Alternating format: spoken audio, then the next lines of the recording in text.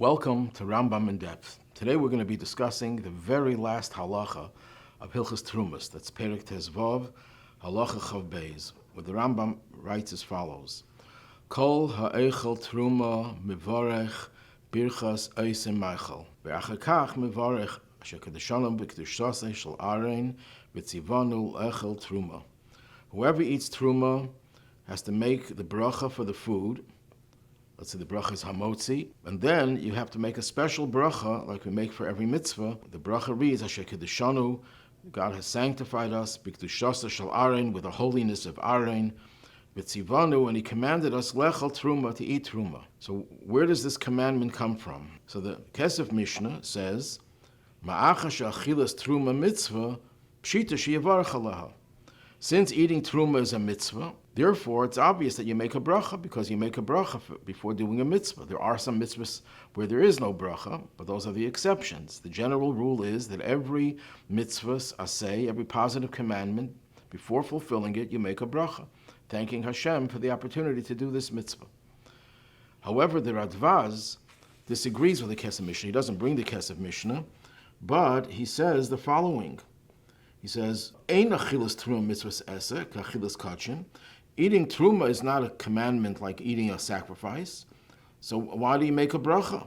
Asher kedushanu b'kedushasei shel arein v'tzivanu lechel terumah. God commanded us. Where did He command us? There's no such mitzvah. There's a mitzvah to eat the sacrifices, but there's no mitzvah to eat terumah. And his answer is, V'yashleimer b'tzivanu sheyech l'haterumah hakayanim v'lei zarim.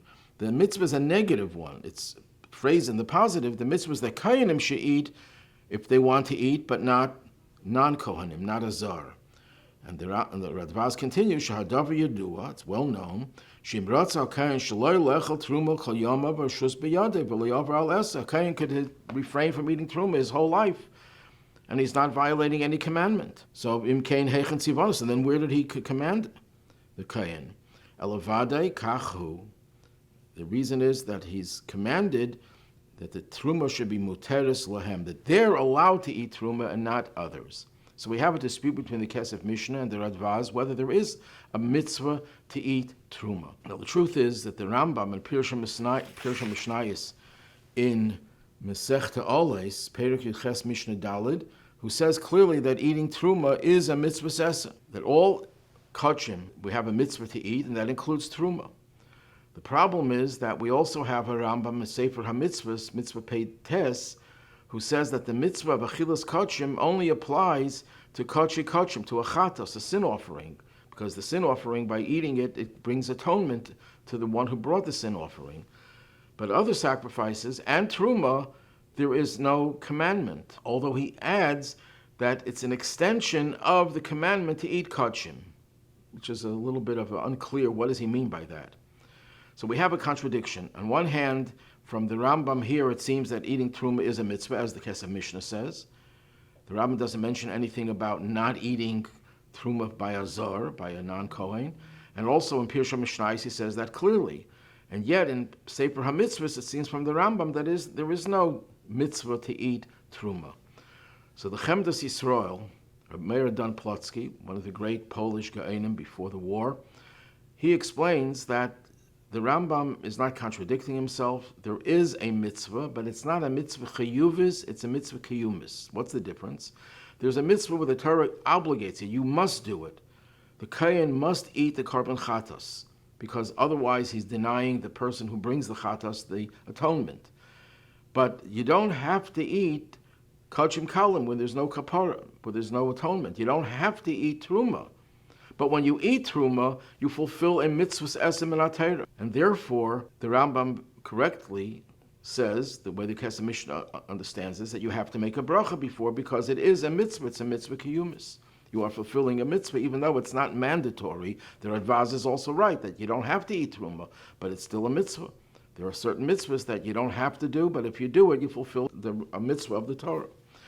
The question is asked, the Gemara in Psachim, the Flamet Ches, says that you can fulfill the mitzvah of eating matzah with terumah. So the question is asked, there's a principle in the Gemara, in Mayat Cotton, Baptes, in other places, Ein oisem mitzvahs chavilas chavilas. You're not supposed to package mitzvahs, try to kill two birds with one stone, as they would say, to take two mitzvahs, which is not killing, it's building, and to do them simultaneously, because Taisva says when you do two mitzvahs at the same time, when you do one act which fulfills two mitzvahs, which are normally done separately, it detracts from the kavanah, the intention, the concentration, the feeling that is necessary for each mitzvah. So then the question is, if eating Terumah is a mitzvah, as the Rambam seems to hold, and eating matzah is a mitzvah, how could you fulfill the mitzvah of eating matzah with Terumah when you're making a chavila, you're making a package, you're putting together two mitzvahs with one act? So one answer I saw is that the Ran in Rosh Hashanah reconciles the Rambam's contradiction, apparent contradiction. In Hilchos Shofar, he paskins, he rules that you have to have kavanah. If you didn't have kavanah to hear the shofar, to fulfill the mitzvah, you didn't fulfill the obligation. When it comes to matzah, the Rambam rule that if you ate matzah without kavanah, without intent, you fulfill the mitzvah. So the Ran's answer is that matzah, because you have hana, it's a mitzvah that has pleasure, even without kavanah, without thought, as long as you're eating it, you fulfill the mitzvah. And he bases it on the Gemara in Rosh Hashanah, and so on. So if that's true, that a mitzvah that has hana, you don't need kavanah, therefore there's no problem with chavilas, because Terumah is a mitzvah with hana, and matzah is a mitzvah which has hana, and there's no chesaron, there's no fault if you don't have kavanah. I have a little bit of a problem with that explanation.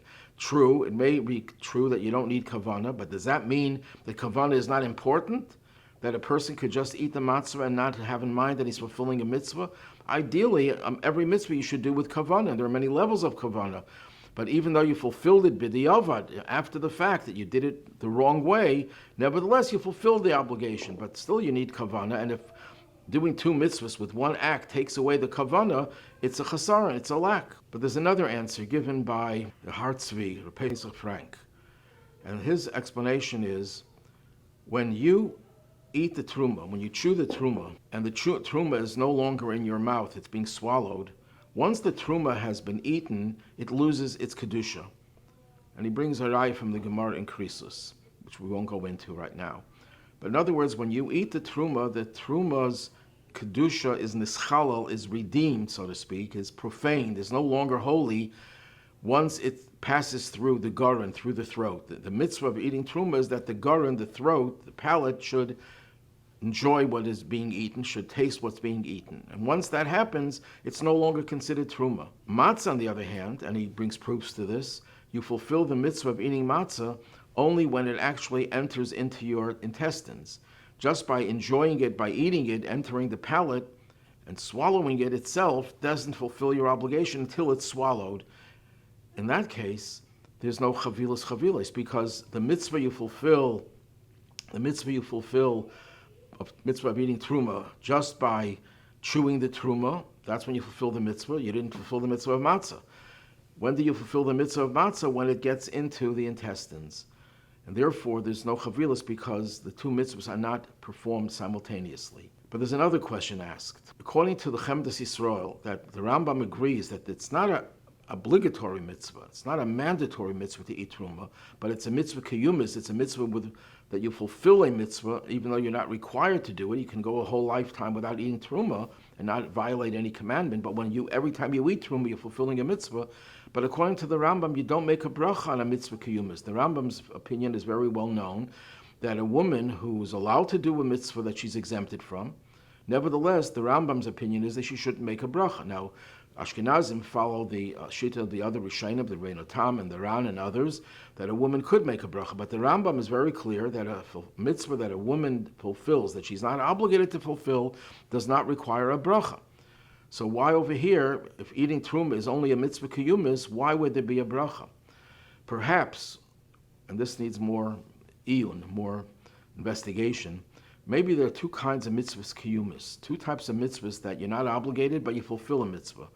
There's one, like the one for women, she is exempted from a mitzvah. In other words, the Torah goes out of its way to say, Yes, men, you are obligated to do this mitzvah. Women are exempted from it. By virtue of that exemption, the Rambam's approach is, contrary to the Rabbi Tam and the Ran, who have the opposite view, but the Rambam's approach is that once the Torah exempts you, means it takes you away from the status of fulfilling this mitzvah in the fullest measure. Yes, she gets some credit for it. It's a mitzvah that she's doing for the sake of serving Hashem, so she gets credit for it.